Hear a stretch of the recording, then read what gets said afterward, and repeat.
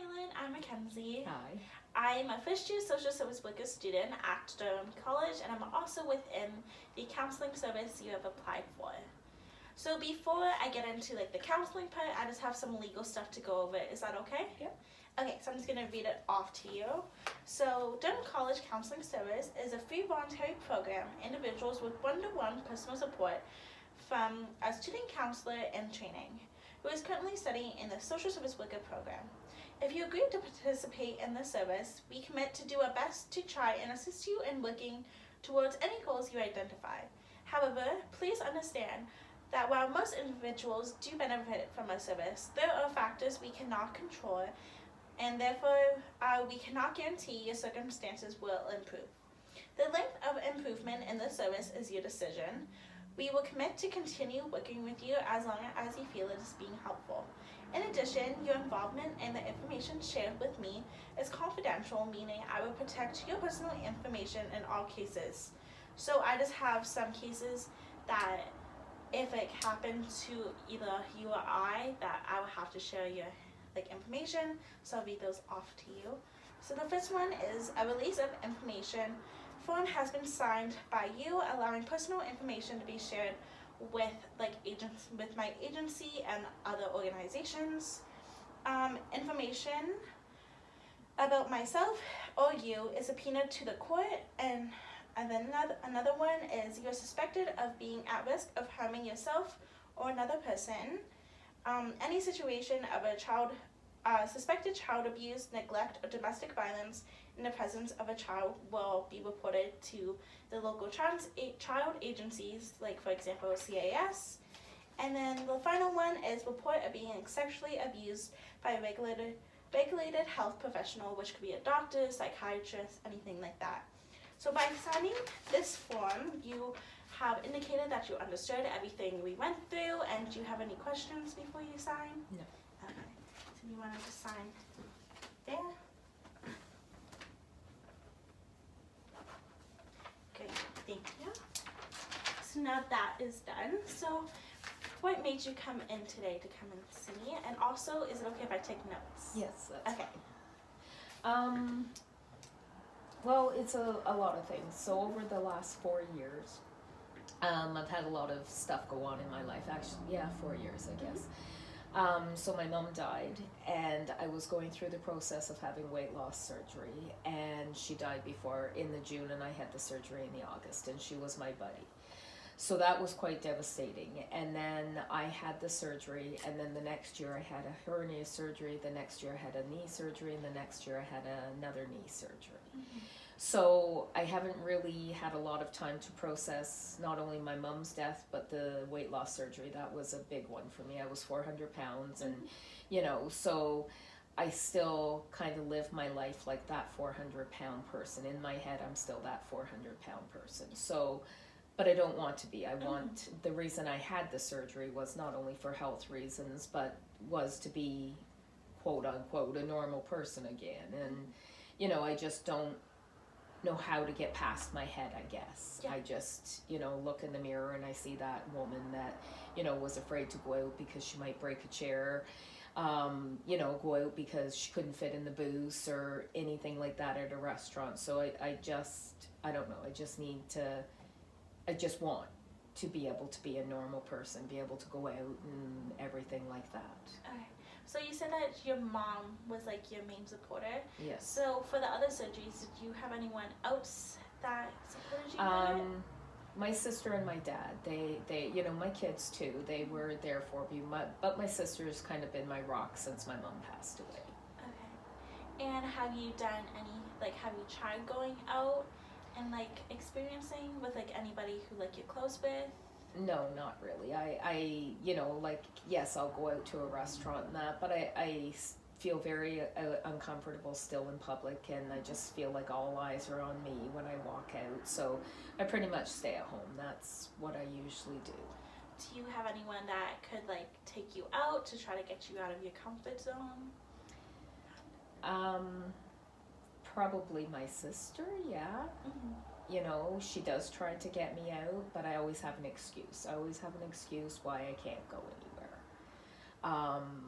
and I know I should just do it, but I just, it's fear. That's the biggest thing. We'll come back to that. So I just want to know, like, what's your everyday life kind of like? So where do you work? I work at the Home Depot. Okay, and what do you do? I work part-time in our cash office and part-time on our service desk. Okay, and so since you're working in the public, how does it make you feel? Do you feel like you're at the center of attention? Do you feel like anxious? Do you feel comfortable? No, most of the time I feel okay at work. I think because I've been there 23 years and I know everybody there. I still sometimes when I'm working on the service desk and I'm with the public, sometimes there's that odd customer that comes in and I think, oh yeah, they're just judging me because I'm fat. But again, I know it's me. I know, but society has this huge thing about weight, right? But no, I would say at work, other than at home, is I feel comfortable. Yes, there are situations that if we have to go for training, I get very anxious because, again, it's that fear of going into a strange place. I don't know what the seating's like. I don't know if I'll be able to sit down or stand up, but I know I can now, and that's the thing. It's still that fear that I'm still that 400-pound person in my head. So, but yes, at work, I for majority of the time, I'm comfortable. So would you say it's like a safe place for you? Do you have like people that you can talk to like within your work? Yes, I have very close friends at work that have helped me through a lot, that have been there for me, most of the time it's a safe place, absolutely. And then do you like the people who like you feel safe with? Like do they go with like the trainings with you so that you always like have someone safe with you? Sometimes, not all the time, no. Okay. Sometimes because most of the people that I am friends with aren't in my department, so it's department people that go for training. So the service desk will go, and I'm okay with people on the service desk, but they're not my friends. They work in different departments. So do you do anything outside of work with like your friends from work? No. Okay, so what do you do from other than work? Pretty much work and I go home, and that's about it. I will go to my sister's with my kids and my dad. My niece and nephews. My niece and nephew, they just had babies, so I'll go and, spend time. But pretty much it's just my family. I don't really socialize with anybody else other than my family. Okay. I do have one girl at work, Carrie, that she's really been stuck by me throughout all of this, and I have gone to the bingo with her, but that's really about it. I don't go anywhere else. She wants me to go out for a drink with her for dinner and that, and I always make excuses. She knows. She's not stupid. She knows why I make it, and she doesn't push me. Okay, so are you married by any chance? Well, throughout all of this, I've had a separation, but I'm not ready to talk about that yet. I just want to talk about what I've come in today to talk to you about. No worries, so we can just finish talking about that, and then possibly like another time, if you do come back in, we can touch on that subject as well, if that's comfortable with you. Okay. Maylin, from what I'm hearing is that you do want to go out in public, but there's something like that's like stopping you. So was there like an experience that made you like not want to go out in public as much? Well, just before I had my weight loss surgery, so my ex-husband and the kids and we went out for dinner, and I got stuck in a booth and I couldn't get out. The restaurant was full and my husband had to pull me out, and my son was pushing me, and it was just horrible. It was just an experience that I never want to go through again. And yes, I can fit in booths and everything, but every time I go out now and I sit in the booth, I just am so afraid that I'm going to get stuck, even though I know I can fit in them. But that just comes crashing back to me again. Yes, I can imagine that can be very traumatic on you. But so it's been 4 years since you've had your surgery? Yes. So within those 4 years, you've had to go like back out and like to a restaurant or anything. So like, what was your most recent experience out like at a restaurant like? We went out for my daughter's graduation, and we went to Jack Astor's, but I made sure we had a table, right? Okay. And even though people love to sit in booths, I still say I want a table, and it was okay, but it's still that fear, and I need to get over that fear and that, you know, and then it just overwhelms me, and then I just stay in the house. I just never go anywhere. Okay. So, so I have like this thing that I like to do is, so it's like a scale technique. Mm-hmm. So it's like where we rate like how you feel like right now, and then by the end goal we like achieve it. So right now, so tell me on a scale of 1 to 10, 1 being like unbearable, like you can't go out, and then 10 being like the most comfortable you can be. So what would you say, like what number are you at right now? I would want to say a 2 or a 3. Okay. And so how do you want to achieve something higher than a 2 or a 3? I don't know. I just I don't know.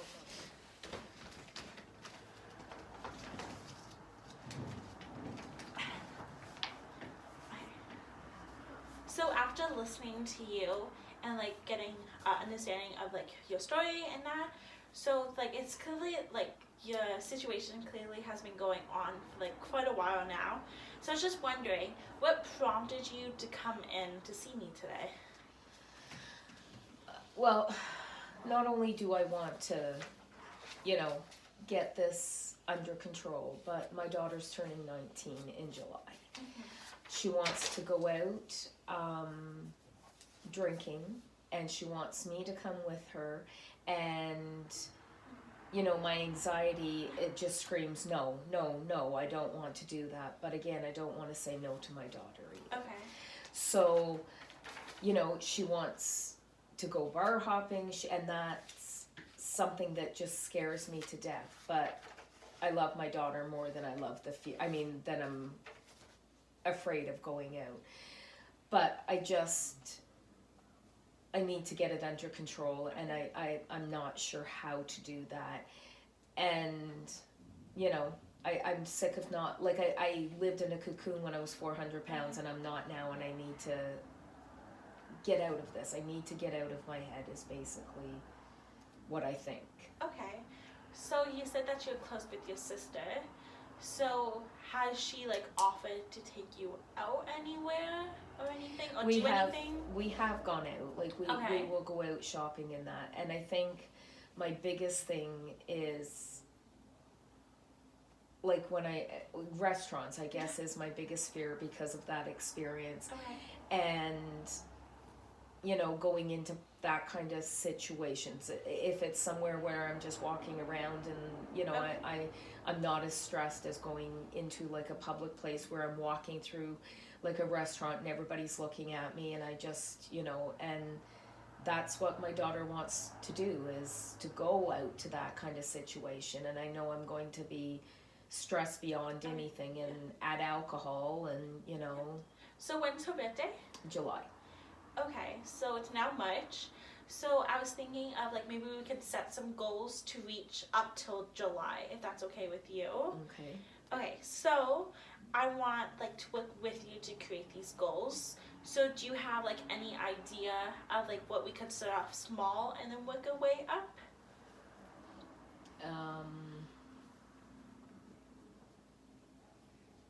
I like Tim Hortons tea, maybe go for a cup of tea, you know, into the restaurant. So you could go with your sister because like you're the most comfortable with her. Mm-hmm. Okay, and then so like with your knee surgeries and that, has it like affected you in like a physical way or anything? Well, I can definitely move better than I could. I couldn't bend my knees before.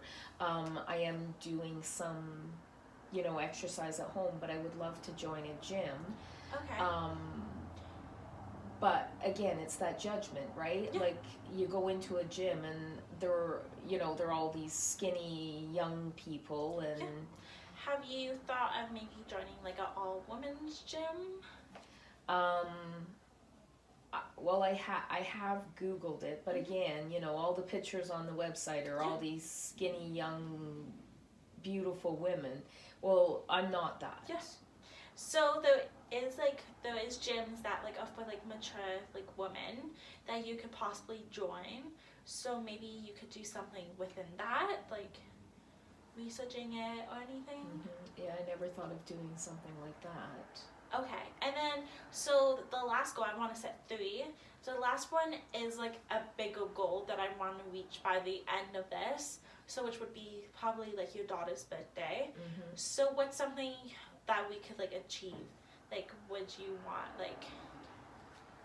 Well, maybe I could finally say yes to Carrie. Maybe Okay. before then I could just, me and her, go to a restaurant, like pub kind of thing, and just have a drink and see how that is, because other than my sister, I'm comfortable with her. So, Okay. you know, I could definitely do that, yes. Okay. Well, I'll try.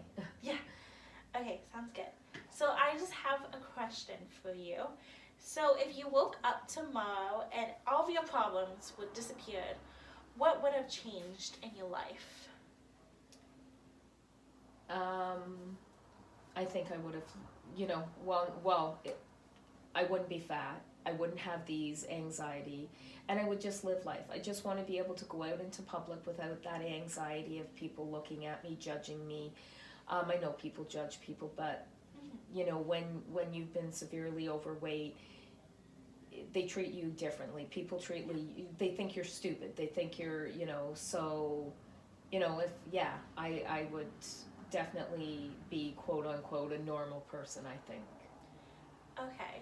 So do you think with these goals you could achieve your end, like that idea that you have for yourself with like going out and like becoming more comfortable? Well, I definitely would be a step in the right direction, yes. I don't know if I will ever be normal. I don't know if Nobody's is. But, normal. right. Yeah. But, you know, that definitely is on to where I want to be in, you know, by July. I want to be able to be outside without anxiety, you know, that fear of, you know, being stuck in a booth or judging and, yeah. I feel like we have gone through a lot of things today. So would you want to book another appointment by any chance? Yes, I do believe I would. Okay, so what day do you think would work best for you? Well, let me just look at my phone. No. So I'm done work every day at 1:00. So Okay. I have April 2nd free at 3 p.m. Would that work? Yep, that would work. Okay.